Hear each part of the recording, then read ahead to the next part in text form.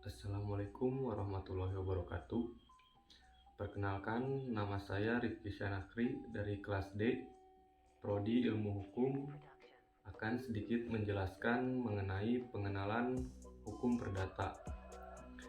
Saya mengambil beberapa referensi dari yang pertama, Pengantar Hukum Perdata Indonesia oleh Triwulan SH MH.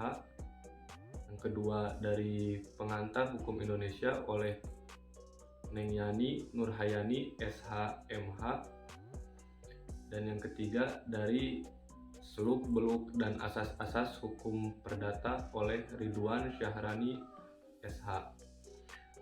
Langsung saja ke pembahasan. Jadi kita harus lebih dahulu membedakan hukum perdata itu atas dua macam, yaitu hukum perdata material dan hukum perdata formil. Hukum perdata material lazimnya disebut hukum perdata saja, sedangkan hukum perdata formil lazimnya disebut hukum acara perdata. Hukum perdata di Indonesia didasarkan pada hukum perdata di Belanda, khususnya hukum perdata Belanda pada masa penjajahan. Bahkan Kitab Undang-Undang Hukum Perdata yang berlaku di Indonesia tidak lain adalah terjemahan yang kurang tepat dari Burgerlijk Wetboek yang berlaku di Kerajaan Belanda dan diberlakukan di Indonesia dan juga wilayah jajahan Belanda berdasarkan asas konkordansi. Nah, pertanyaannya apa sih yang dimaksud dengan hukum perdata? Menurut para ahli, Prof. Subekti, hukum perdata adalah semua hukum privat material berupa hukum pokok yang mengatur kepentingan individu.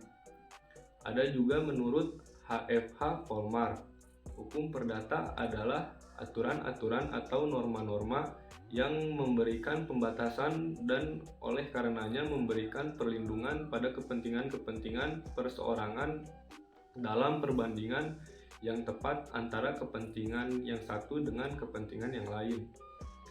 Sedangkan menurut Sudikno Mertokusumo, hukum perdata adalah hukum antar perorangan yang mengatur hak dan kewajiban orang perseorangan yang satu terhadap yang lain dari dalam hubungan kekeluargaan dan di dalam pergaulan masyarakat yang pelaksanaannya diserahkan masing-masing pihak. Secara umum, pengertian atau definisi hukum perdata dapat diartikan bahwa hukum tentang pribadi atau hukum yang mengatur hubungan hukum antara orang yang satu dengan orang yang lain. Nah, berdasarkan beberapa pendapat tersebut, walaupun terdapat beberapa perbedaan, tetapi kesemuanya berangkat pada pemahaman yang sama, bahwa dalam hukum perdata yang diatur dan dilindungi adalah kepentingan perorangan, pribadi, ataupun individu. Dengan demikian, yang mempertahankannya juga adalah perseorangan.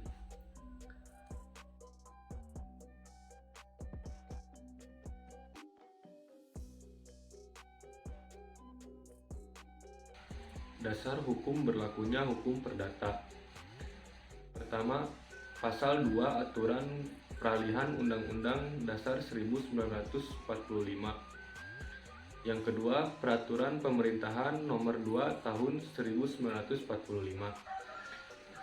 Dengan adanya aturan-aturan peralihan tersebut, maka segala peraturan hukum peninggalan pemerintahan Hindia Belanda dahulu seperti Indische Staatstelling atau IS, BW, dan sebagainya dinyatakan tetap berlaku sepanjang tidak bertentangan dengan Undang-Undang Dasar 1945.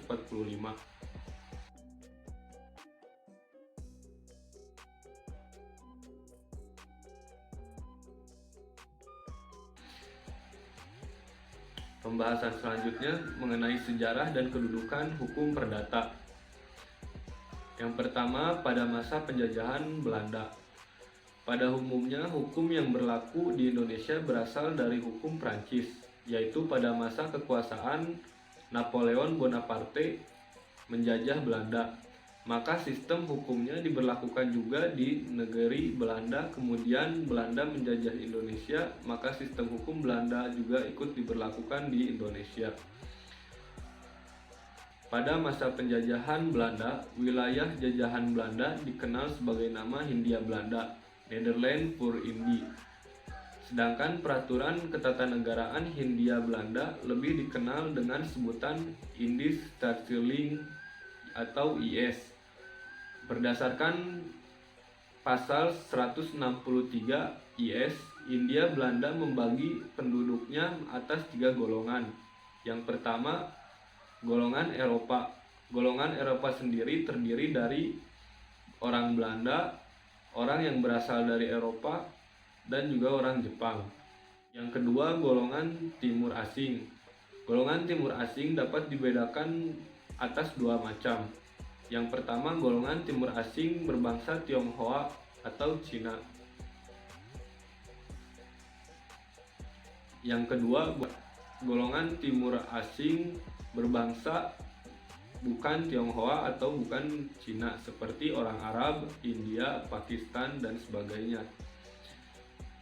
Selanjutnya yang ketiga, golongan Bumi Putra, yang termasuk di dalam golongan Bumi Putra adalah orang Indonesia asli yang tidak beragama Kristen. Terhadap mereka diberlakukan hukum adatnya masing-masing. Pada masa penjajahan Jepang, Jepang menduduki Indonesia dari tahun 1942 sampai dengan 1945.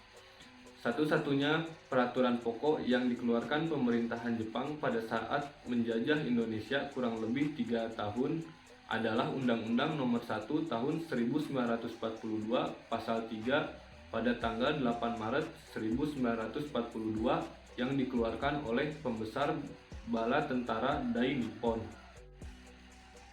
Hal-hal yang diatur dalam KUH Perdata adalah buku ke-1 perihal orang, antara lain mengatur subjek hukum atau hukum orang, perkawinan, hak suami istri, kekayaan, perkawinan, kekuasaan orang tua, perwalian dan pengampunan, catatan sipil, domisili, dan lain-lain. Buku kedua perihal benda, antara lain mengatur bezit, eigendom, obstal, average, hipotik, gadai, dan lain-lain. Buku ketiga perihal perikatan, antara lain mengatur istilah perikatan pada umumnya, timbulnya perikatan, perjanjian-perjanjian tertentu, perjanjian pemburuhan, badan usaha, pembuatan melanggar hukum, dan lain-lain. Buku keempat perihal pembuktian dan lewat waktu, antara lain mengatur macam-macam alat bukti seperti surat, saksi, persangkaan, pengakuan, dan sumpah.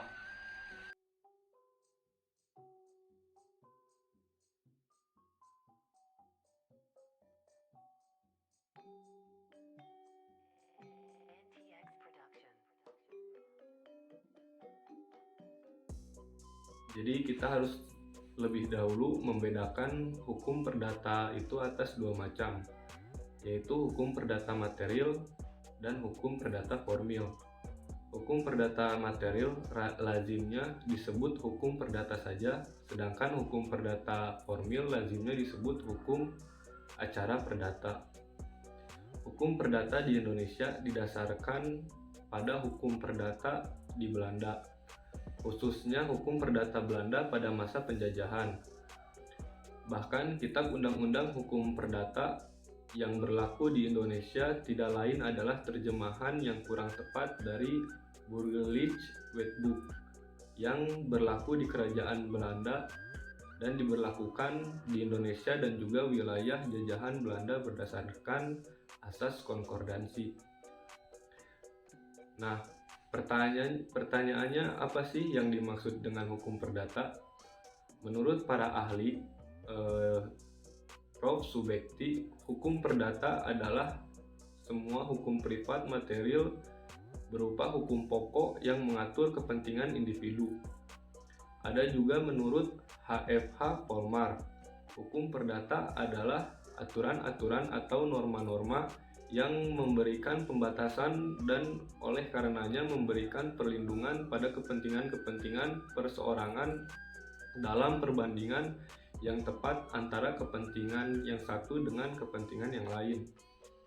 Sedangkan menurut Sudikno Mertokusumo, hukum perdata adalah hukum antar perorangan yang mengatur hak dan kewajiban orang perseorangan yang satu terhadap yang lain dari dalam hubungan kekeluargaan dan di dalam pergaulan masyarakat yang pelaksanaannya diserahkan masing-masing pihak.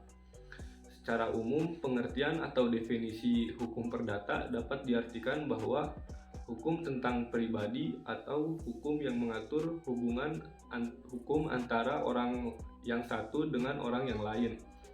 Nah, berdasarkan beberapa pendapat tersebut, walaupun terdapat beberapa perbedaan,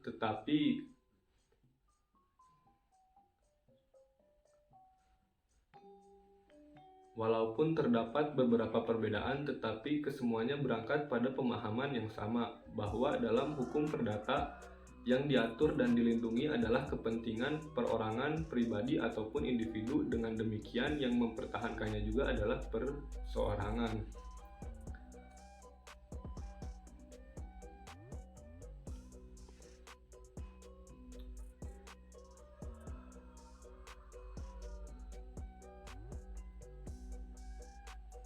Dasar hukum berlakunya hukum perdata yang pertama dari pasal 2 Aturan Peralihan Undang-Undang Dasar 1945 dan Peraturan Pemerintah Nomor 2 Tahun 1945. Dengan adanya aturan-aturan peralihan tersebut, maka segala peraturan hukum peninggalan pemerintah Hindia Belanda dahulu seperti IS, BW, dan sebagainya dinyatakan tetap berlaku sepanjang tidak bertentangan dengan Undang-Undang Dasar 1945. Dasar hukum berlakunya hukum perdata. Yang pertama, pasal 2 Aturan Peralihan Undang-Undang Dasar 1945. Yang kedua, Peraturan Pemerintahan Nomor 2 Tahun 1945.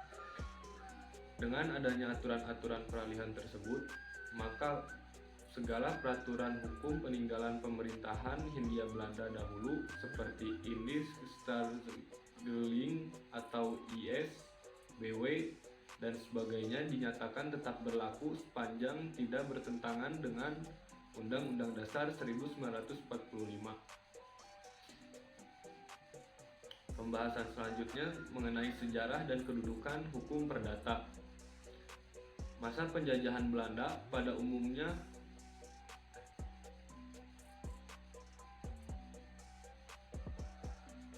yang pertama, pada masa penjajahan Belanda. Pada umumnya, hukum yang berlaku di Indonesia berasal dari hukum Prancis, yaitu pada masa kekuasaan Napoleon Bonaparte menjajah Belanda.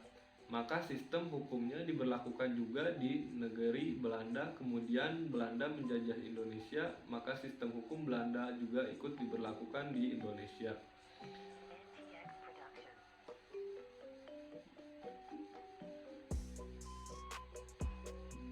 Pada masa penjajahan Belanda, wilayah jajahan Belanda dikenal sebagai nama Hindia Belanda, Nederland voor Indie.